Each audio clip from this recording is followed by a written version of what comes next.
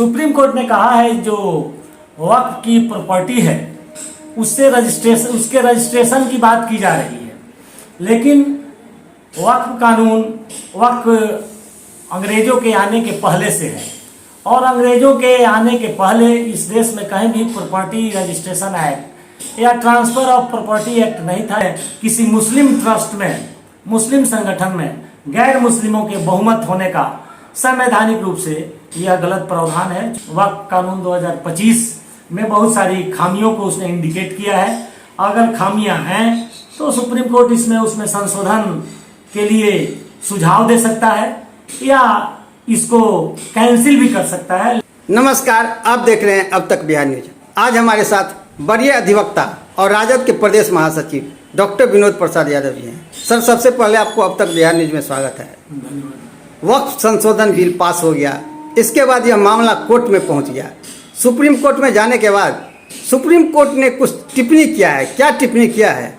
Board से संबंधित जो विधेयक जो दोनों सदनों से पारित होने के बाद राष्ट्रपति भवन गया और उसी दिन राष्ट्रपति से हस्ताक्षरित होकर कानून बनकर देश के सामने आ गया, जिस पर देश के विभिन्न संगठनों ने, मुस्लिम संगठनों ने, विपक्षी नेताओं ने 75 से और 100 के बीच में करीब सुप्रीम कोर्ट में याचिका दायर किया इसके खिलाफ। सुप्रीम कोर्ट ने कहा कि अक्सर हम कानून के शुरुआती दौर में उसमें दखल नहीं देते हैं, लेकिन यह वक्फ कानून जो है यह अपवाद है। इस पर ध्यान नहीं दिए जाने से बहुत सारी समस्याएं देश के सामने आ सकती हैं, इसीलिए हमने इसको सुनवाई में रखा है और इसकी सुनवाई की जा रही है।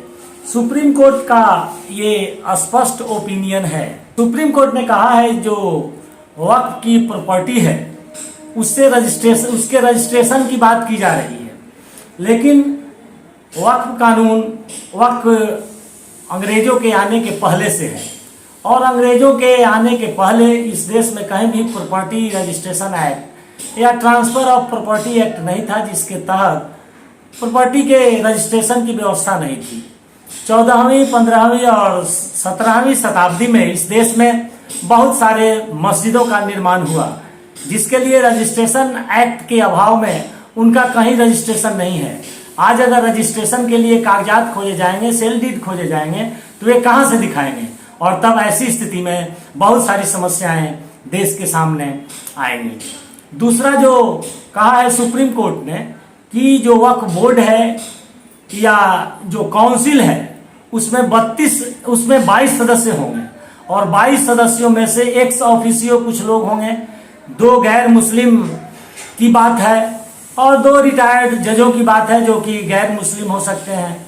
ऐसी स्थिति में सिर्फ 8 मुस्लिम समुदाय के सदस्य हो सकते हैं, तो 22 में 8 मुस्लिम समुदाय के सदस्यों के होने से बहुमत जो होगा वह गैर मुस्लिमों का होगा और ऐसी स्थिति में गैर मुस्लिमों के द्वारा लिए गए निर्णयों से जो संस्था चलेगी, जो निर्णय होगा वह इनकी धार्मिक भावना के खिलाफ, संविधान की जो धारा 26 है उसके खिलाफ होगा। इसलिए इसमें संशोधन की जरूरत है, इस पर आपत्ति है। इस पर तुषार मेहता ने, जो सॉलिसिटर जनरल ऑफ इंडिया हैं, उन्होंने बहुत अपने तर्कों को रखा।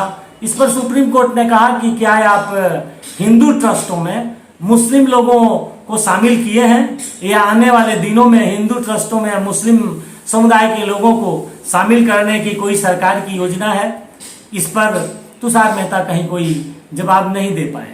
दूसरा मुद्दा एक आया कि वक्फ में चूंकि इस बात का प्रोविजन है, एक्ट 25 में इस बात का प्रोविजन है कि जो वक्फ के लिए जो लोग दान देते हैं उनका दान देने के 5 साल पहले से मुस्लिम होना जरूरी है, और इस पर अगर विचार किया जाएगा तो यह संविधान की धारा 26 जिसके अनुसार किसी भी व्यक्ति या समुदाय को संस्था बनाकर उस संस्था को चलाने का धार्मिक संस्था के रूप में उनको छूट है, उसका ये उल्लंघन होगा, उसके विपरीत होगा। इसलिए इस पर भी सुप्रीम कोर्ट की आपत्ति है।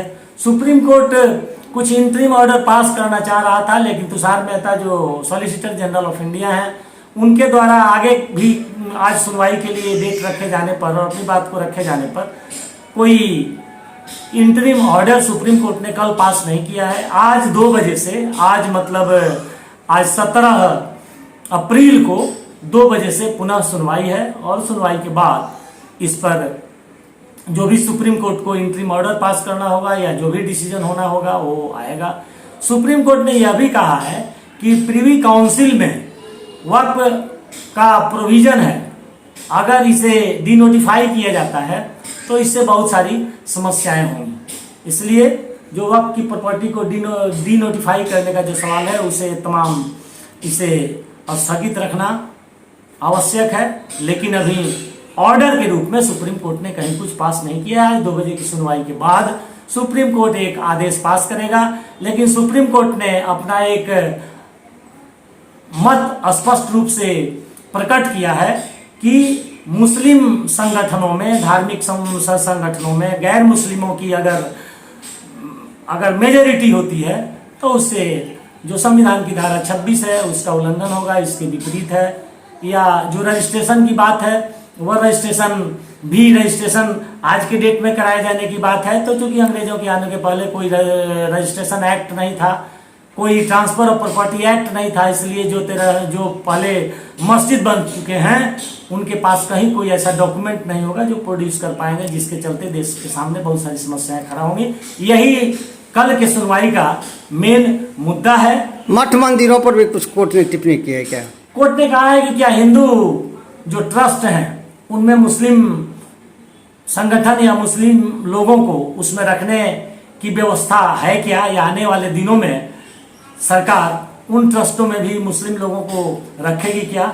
इस पर तुषार मेहता ने कोई जवाब नहीं दिया। चूंकि ऐसा है नहीं, हिंदू संगठनों में, हिंदू ट्रस्टों में किसी गैर हिंदू की मौजूदगी नहीं होती है, इसलिए सुप्रीम कोर्ट ने ऐसी स्थिति में इस देश में जहाँ की हिंदू संगठनों में, हिंदू ट्रस्टों में गैर हिंदुओं की व्यवस्था नहीं है, उसमें किसी मुस्लिम ट्रस्ट में, मुस्लिम संगठन में गैर मुस्लिमों के बहुमत होने का संवैधानिक रूप से यह गलत प्रावधान है, चूंकि संविधान इसकी इजाजत नहीं देता है। यही कल की सुनवाई का लबोलबाब है। आज 2 बजे के बाद जो सुनवाई का जो शायद अंतिम चरण होगा, सुनकर सुप्रीम कोर्ट अपना फैसला देगा। क्या लगता है सुप्रीम कोर्ट इसमें क्या फैसला आपको लगता है? सुप्रीम कोर्ट का फैसला सरकार के द्वारा बनाए गए कानून, वक्फ कानून 2025 में बहुत सारी खामियों को उसने इंडिकेट किया है।